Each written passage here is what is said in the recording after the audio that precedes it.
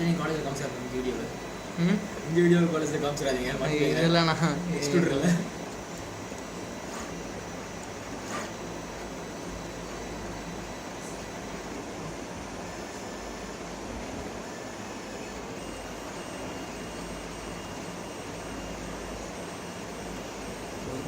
मेल्टो वो स्ट्रिप्स है।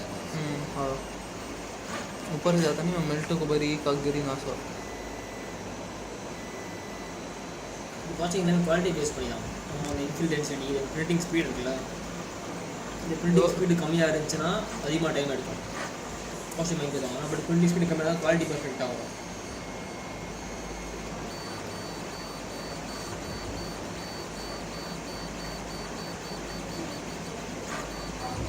எஸ்